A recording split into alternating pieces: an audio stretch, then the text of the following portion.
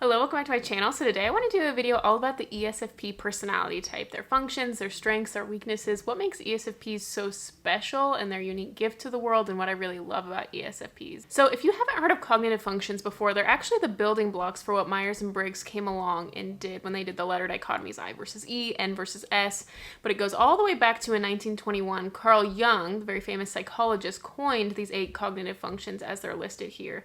So each of the 16 personality types uses all 8 of these cognitive functions in a very specific order. Some are strengths, some are weaknesses, and it creates a very unique flavor in each of the personality types. So for ESFPs, this is the order in which they use these cognitive functions. Now, some of them will do specific things. All I want to say on this slide is that, loosely speaking, this is in order of importance to the individual. To add a little more nuance to what I mean by that, the first 4 cognitive functions are conscious in the individual and they're valued. So you're conscious of these things in the world and in yourself. You value these things in the world and in yourself. Your bottom 4 functions you don't value and you're not conscious of them. And maybe before you learn about cognitive functions, you didn't even realize that these were like dimensions in the world that people could value these things, especially 7 and 8. So to add a little bit more nuance to this, the functions listed in green are potential strengths. Maybe they're not a default strength right now. Maybe you're not in an environment in which these are encouraged. But if you were to lean into these functions, these would be strengths. Now, I want to make a caveat that these are loosely in descending order of importance. So just because 5 and 6 are green and listed as potential strengths doesn't mean that you jump in and work on those right away. I do think that this is kind of a chronological order in which to work on these. And your red functions are a probable weakness. These are things that, especially when you're younger, like teens and 20s, these are going to show up as a weakness for you, every likelihood. Once you get like 60s, 70s, these can be a lot more balanced. So that's why I say it's a probable weakness. But if you're a younger person, there's every likelihood that these are a weakness in you.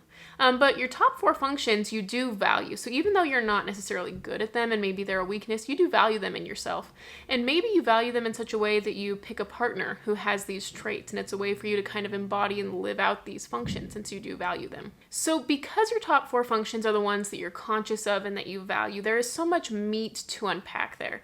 So I have this matrix here. It's strengths versus weaknesses, overused versus underused, and it creates this matrix within the top 4 functions. And I really want to focus in on this video on those top 4 functions because there's so much to unpack there, and you can spend a good decade just working on these functions. So your first function is an overused strength. It's who you feel like you are, the water you swim in. It's great that you use it all the time, but it's a situation where it's kind of like if you have a hammer, you think everything's a nail. So it tends to be slightly overused because you shouldn't really be using it 100% of the time, but you should be using it a large percentage of the time. Your second function is an underused strength. So maybe you were born with a talent in this thing, but you haven't built the skill in it for it to be a full-on strength. Maybe it's underused, but if you were to tap into it a little bit more, it could become a really good strength for you. Your third function is an overused weakness. So it's something that we go to maybe in times of conflict or defensiveness. And so for that reason, it can be overused and it can really hinder your personality if you use it too much. Your fourth function is a weakness, but the reason it's a weakness is because it's underused. It's the opposite of who you feel like you are, so oftentimes we don't use it to get what we want, even if it would be the best tool for the job. Sometimes we'll insist on using our first function and trying to fit a square peg into a round hole, when really this fourth function, even though we can have an inferiority complex there, it's not really as bad as we think it is, although it's not a strength. So these bullet points here are quotes from a previous video that I did where I took quotes from Carl Jung and John Beebe and Myers and Briggs and things that they said about what the different functions are in different placements. So I have a whole video on that, so I'm not going to go into it here, but if you want to pause it, you can definitely read that for yourself if you're interested. So moving on to your first function. This is your overused strength. It's who you feel like you are, the water you swim in. So for ESFPs, who they feel like they are is Extraverted Sensing, or it's abbreviated SE. Flip the order of the letters. Extraverted Sensing. So I want to break down those words. Extrovert, extra means outward, and vert means to turn. So to turn outward. And there are lots of things that you could be turning outward to or watching over. Carl Jung actually coined the words introvert and extrovert in 1921, and he got the idea from the words introspection and externospection. And the difference between extrovert and externospection is it's watching over. So it's watching over what's happening outwardly, turning to what's happening outwardly. Now, there's a lot of things that happen outwardly. There's sensory things, there's feelings, there's thoughts, there's all sorts of things happening in the outside world. But what ESFPs are tuned into when they turn outwardly is the sensory environment, things that they're experiencing. So it's a very present, realistic function, noticing what's happening externally. So a lot of people think that what happens is you're born with your first function, then at some point your second function gets developed, maybe your teens and 20s, maybe in your 30s you develop your third function, and in your 40s you develop your fourth function, although they're impacting you throughout your life. So this is the function that's been with you the longest. This is who you feel like you are. If I get through some of this and you feel like it's not resonating and you've just taken the 16 Personalities website test, it'd be beneficial to learn about cognitive functions and type yourself in that way, because the tests are very frequently wrong. So the number one word in the series I just did, used by Carl Jung for extroverted sensing, is sensation. Enhancing sensation, fresh sensations, intense or unusual sensations. So it's all about an enjoyment of sensation and the bodily sensation. Some trait descriptors for extroverted sensors: there's a curiosity, a zest, and an excitement. Later on, charming, lively, fun. This is a group of people that are so fun to be around. They have just such a jolly, positive vibe about them. There were lots of quotes about how they like to enjoy food, clothes, music, and art. One thing it says, they have the finest pitch for aesthetic purity. This is something where I trust ESFP's taste in a lot of things. Like before I moved to San Francisco, I was really following this ESFP like food vlogger, because I wanted to know like good food recommendations. And since I've been here, I just love all of their food recommendations, because they have such just like a refined purity with the senses. It talks about that they don't want just like gross or like overindulgent senses. It's kind of a paradox. Like there are some quotes about how they want the highest sensation, so that could be like the loudest noise or the loudest music. But then also it's kind of like this paradox where they have this refined nature, not too much, not too little, but the refined nature with how things should be. They're very adaptable and can do really well without a plan. This is a type that does really well with improvisation. I love kind of their go with the flow nature. It's so easy to be around ESFPs. And they're very realistic and practical. Carl Jung says this is the type that does the best in realism. And realism is the ability to see how things are, like literally are, not optimistic, not pessimistic, but seeing things as they are and being prepared to respond accordingly. So they're really good. That's what makes them so adaptable. They see things how they are, and they're always just prepared to respond accordingly. And that's how they can do well under pressure or under a short-term time crunch. They do really well in those types of environments. And then again, charming, lively, and fun. So this is your first function. This is who you feel like you are. So a lot of times if you're in a slump or you're not really feeling like yourself, or you're feeling kind of down, it could be because you haven't built an environment that really helps out this function. And I think that it can be hard sometimes for SE DOMs to find environments in which it's really keying into their senses. So this first function is an extroverted function. And extroversion doesn't necessarily mean groups or individuals. The way Carl Jung talks about it is turning inward or turning outward. And he also talks about that extroversion gives you access to the world and action taking, which are so important. And he also talks about that introversion is important because it gives you access to the self and reflection. So it's so important to have both of these two things. You don't want to necessarily become an introvert or be 50-50 or anything like that. You know, we need both introverts and extroverts in the world. But to become not too extreme, because if you're too extreme, you only have access to action taking in the world, which means you lose access to the self.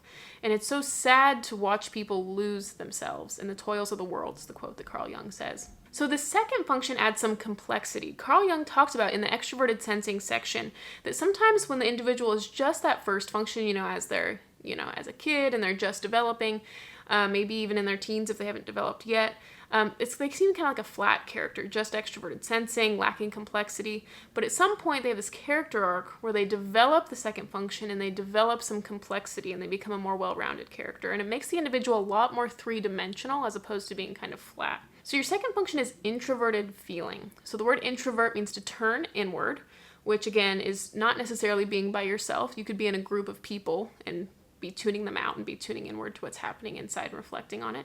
So it's tuning inward, and what you're turning inward toward are your feelings, your values, your feelings, your convictions. It could be negative emotions. There's a big emphasis with introverted feeling on processing negative emotions. And the number one word used by Carl Jung is moral and misunderstood. They were kind of equally used. Moral and moral law is something that is so important. And John Beebe calls this second function the parent.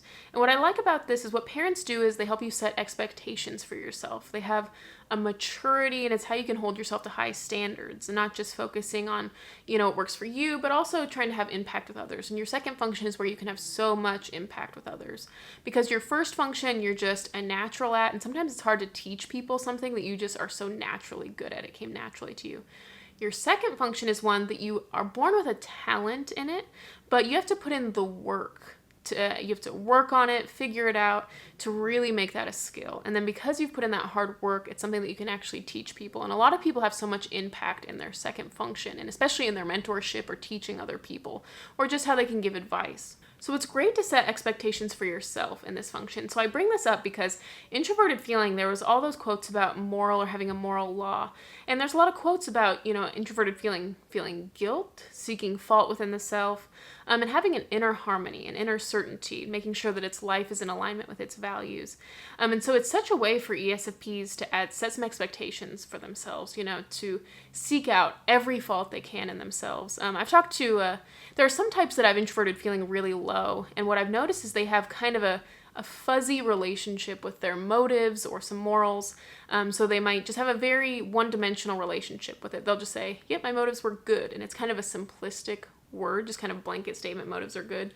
But I think what Introverted Feeling is good at is understanding the nuance with your motives, that in one decision, you had 15 different motives, and some of them were kind of good, some of them were kind of bad, and understanding that it's not just this flat, my motives are good. But there's a complexity there. There's kind of a richness there to understanding that with this one decision, there are multiple morals. And it doesn't mean that you're just a flat good person. I think that sometimes if people have Introverted Feeling, not in their top 4, really low down, they just kind of will make statements like, I'm a good person. But I think Introverted Feeling is like, well, I've got this part and this part and this part, and they kind of make it much more a high resolution image of how they are as an individual and really seeking to seek fault in themselves and root it all out if possible. It adds so much maturity. Your second function is where you can bring so much maturity to the self.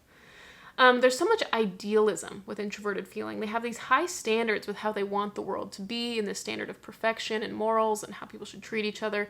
And a lot of times that comes into conflict with the world. And so there was a huge theme in the Introverted Feeling section about, feeling kind of burdened by this brutal world, or having a sensitivity to the brutal world. And this creates such a paradox between SE and FI, because SE is a kind of a brave, forceful function. It's very charming and lively.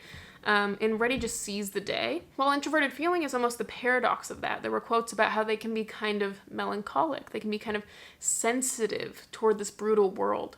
So it really creates a balance and kind of a paradox between these two things, which makes ESFPs very complex and interesting. There were a lot of quotes about having an inner intensity, depths of feeling.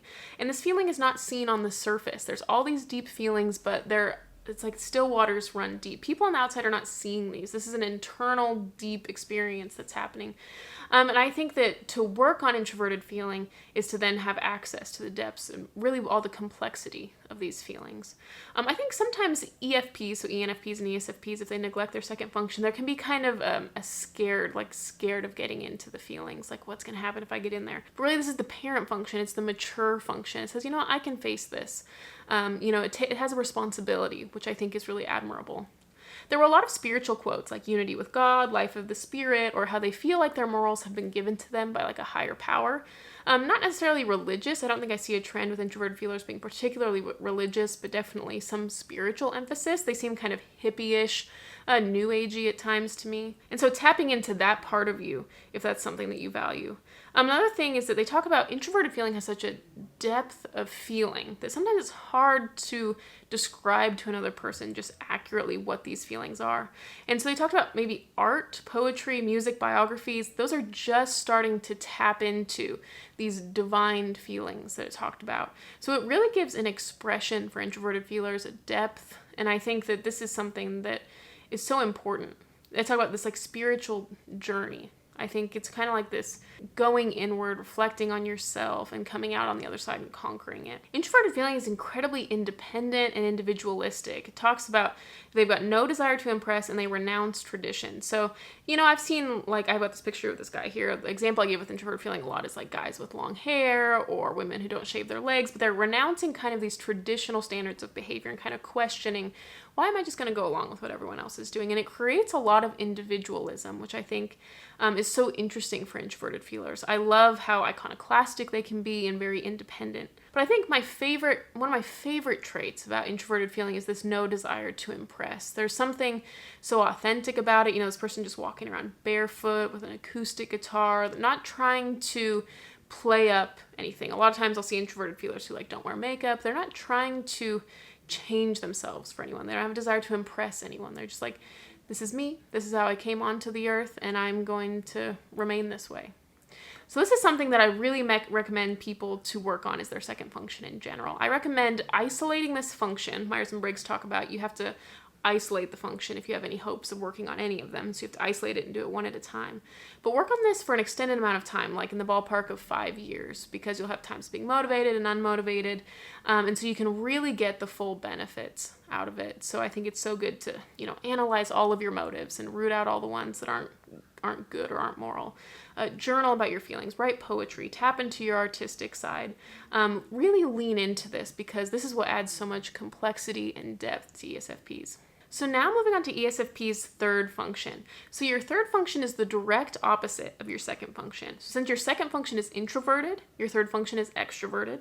And since your second function is feeling, your third function is thinking. So extroverted thinking is your third function. So extrovert, again, means to turn outward, watch over what's happening outwardly. But in this case, the thing that they're watching over is the thinking logical criteria. So that could be money, timelines, goals. There's definitely a very business-like flavor, systems, outcomes, leadership. So it's very results focused.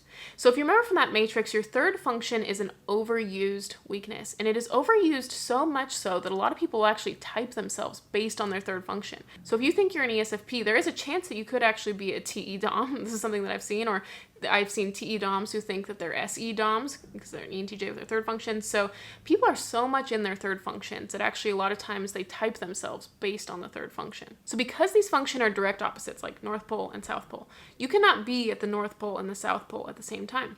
So if you choose to be in the third function, you're choosing to not be in that second function. And so that becomes a problem, because this is in the red zone. This is a weakness. This is something that if this function had been first or second, this would be a strength.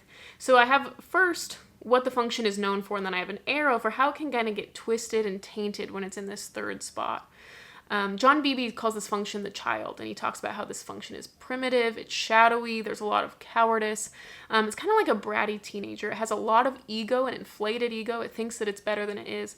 So it takes that second function's maturity to parent it and set expectations for it.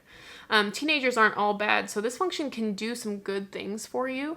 There are appropriate ways to use it. Maybe if you want to use it to start a business. I know a lot of ESFPs and ENFPs who kind of have their own business, and that's so interesting to them.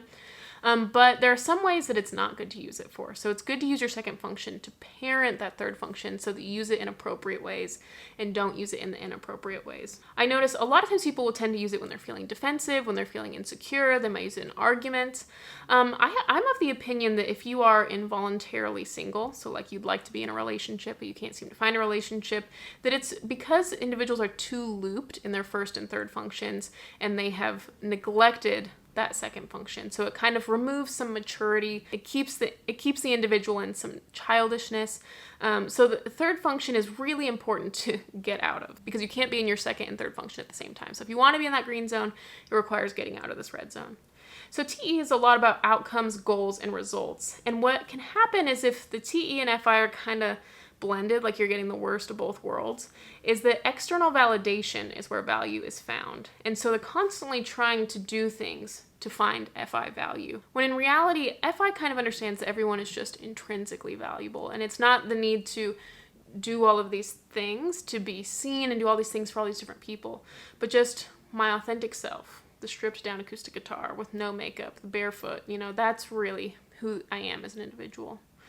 There are quotes in TE about they're known on the periphery for a lot of impressive activities, but maybe they can be like a dictator at home.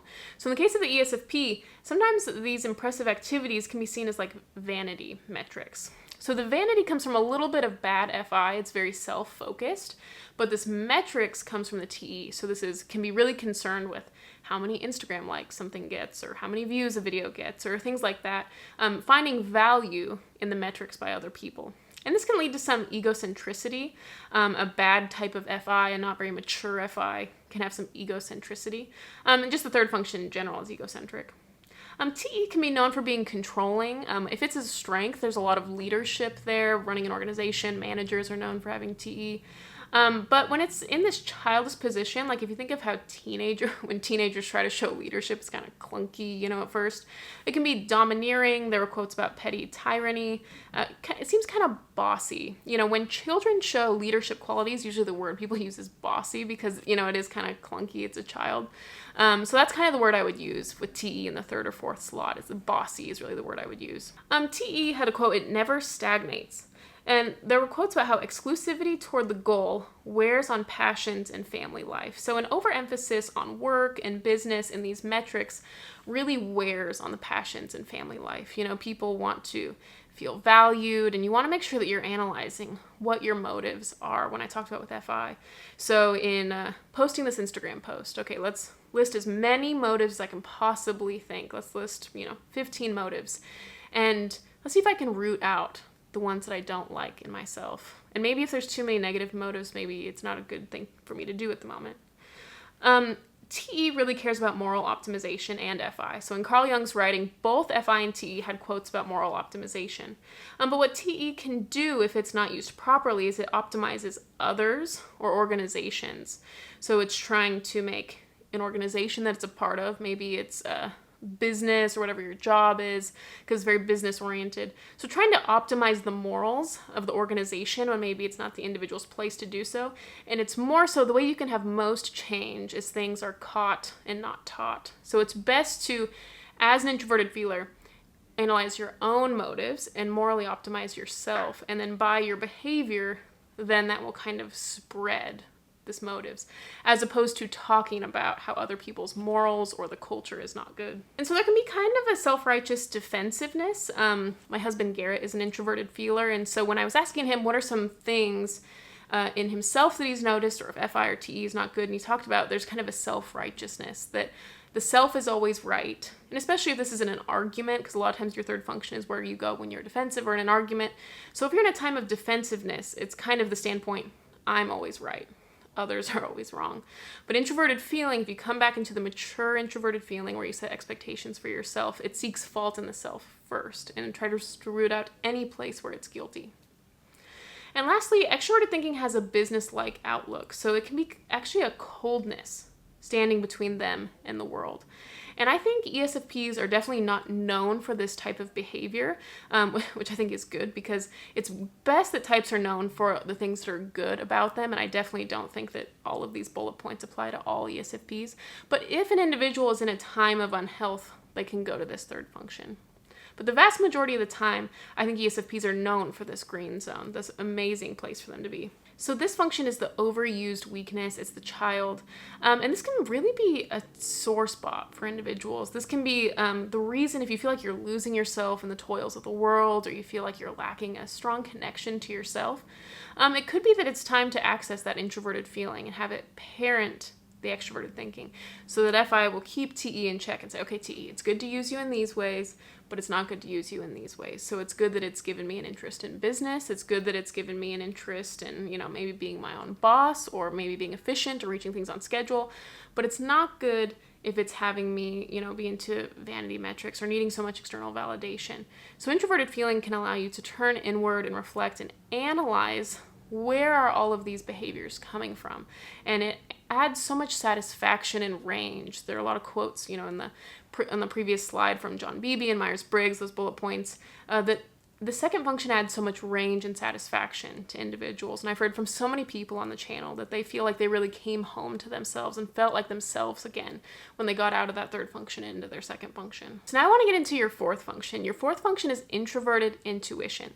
So your first function is the exact opposite of your fourth function. So since your first function is extroverted, your fourth one is introverted. Since your first one is sensing, your fourth one is intuition. So those are direct opposites of each other.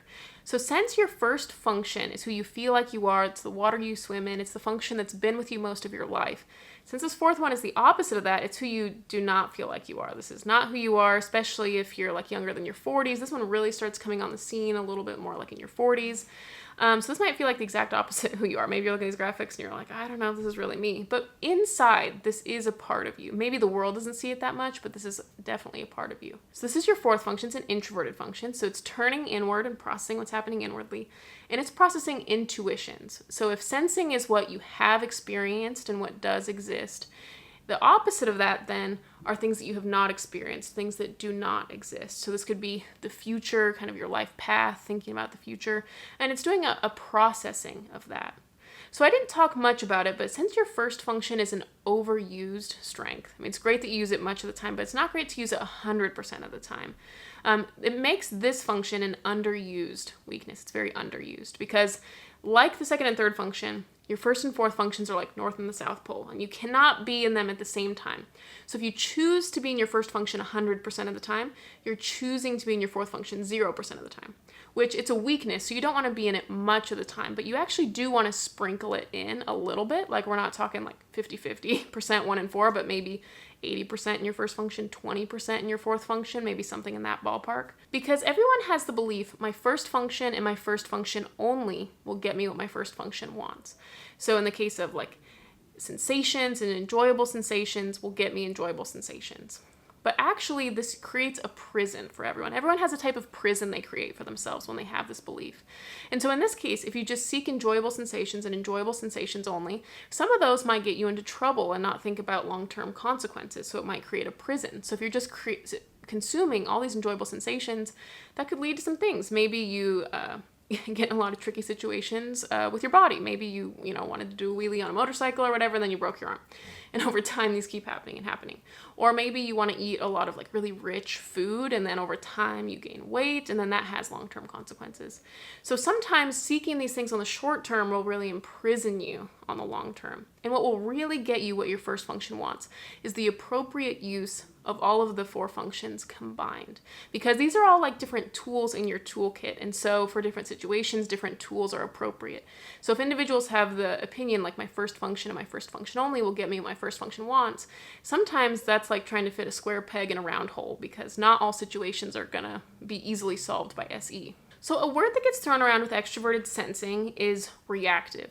Now this is a strength a lot of the time, especially if you're like an EMT or a firefighter, if they're the best in realism. So seeing something how it is and responding accordingly, that is a great skill a lot of the time. But there are some things where you see something happen and then you react. It kind of puts you behind the 8 ball a little bit.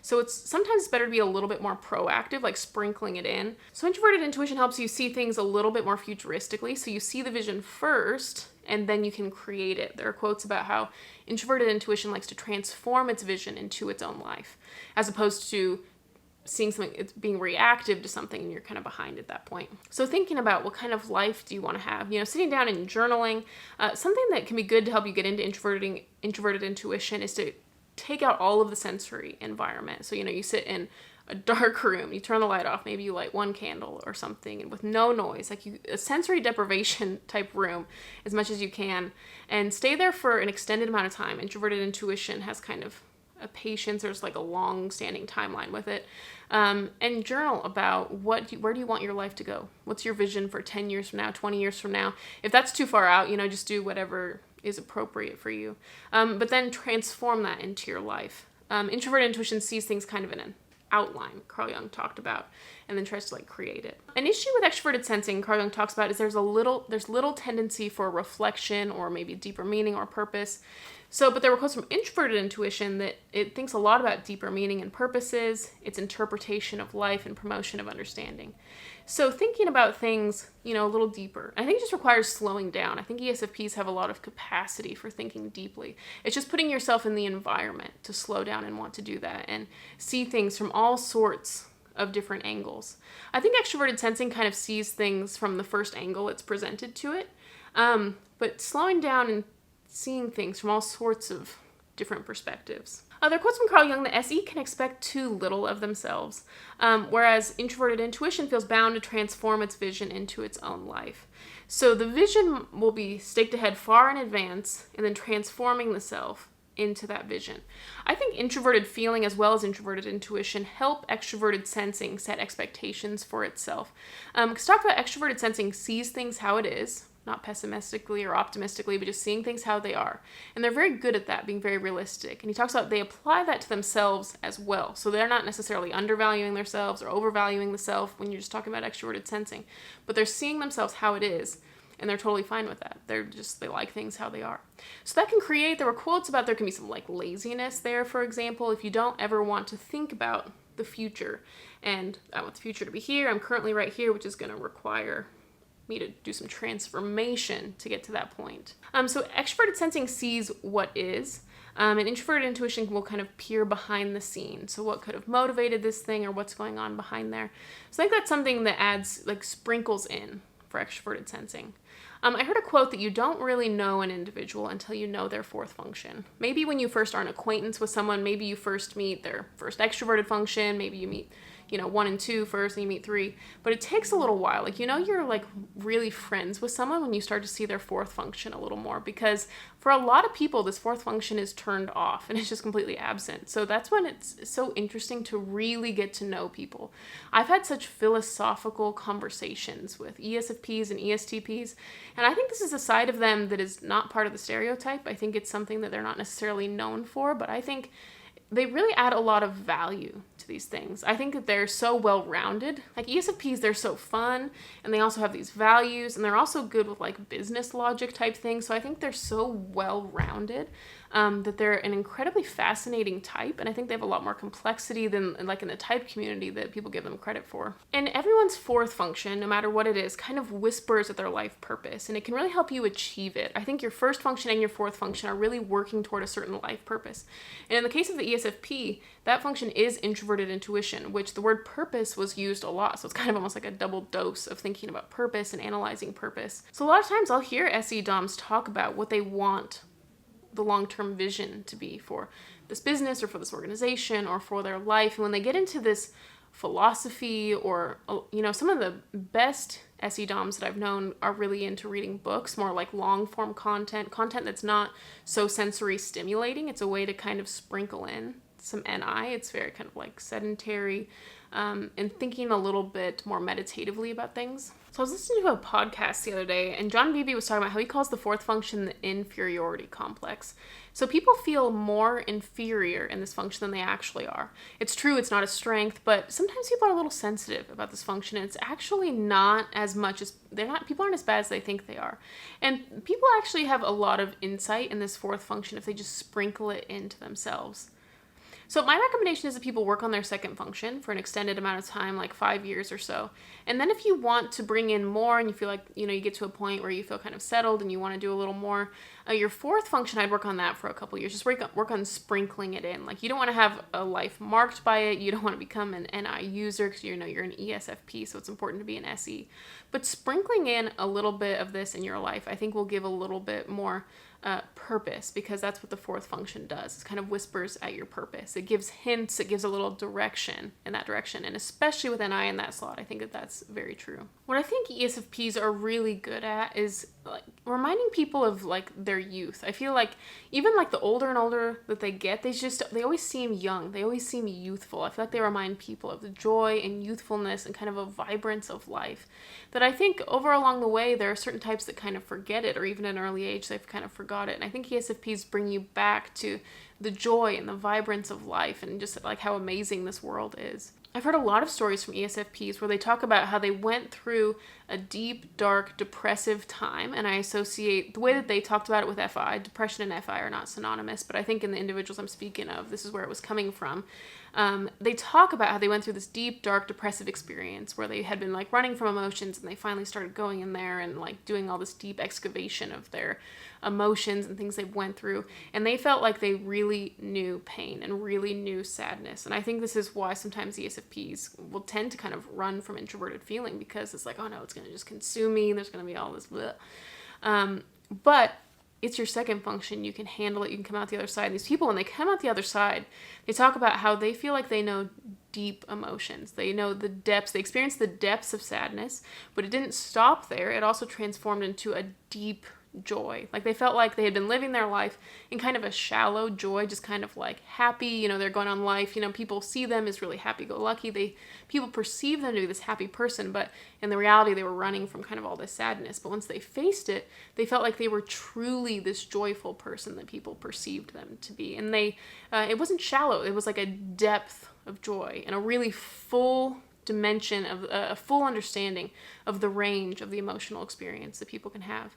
And so then they became really good people for talking through that. Like if you were ever, you know, if I was ever having like a hard time emotionally with these ESFPs who have really gone through fully understanding FI, then they could help me and take me through that time, you know, without just, you know, some people, when they try to comfort you, they'll give just like platitudes or whatever, but they would actually share things that had a depth of wisdom and feeling.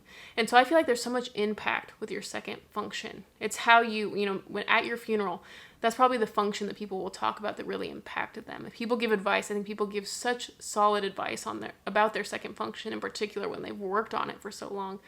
And so I've been so impacted by the depth of feeling by ESFPs. And I truly appreciate how they want, I've been in parts of organizations with ESFPs, and I truly appreciate how they want to bring authenticity to the organization. They don't want it to be fake. They don't want it to be shallow. They want this depth. And I think that comes from that introverted feeling that some of these ESFPs have really strived to work on. And that became a huge skill and asset that they brought to the table. So if you're interested in more videos about ESFPs, in the description box I'll have linked a playlist. I have a playlist about each of the personality types, so if you want to know all the videos I have about ESFPs, that'll be linked there. Also, I have deep dives about each of these cognitive functions where I spent like 45 minutes going into quotes from Carl Jung and Vanderhoop and Myers Briggs. So if you would like a more deep dive, because I just skimmed over it here, I will have those playlists linked as well in the description box. So yeah, thanks so much for watching. Bye.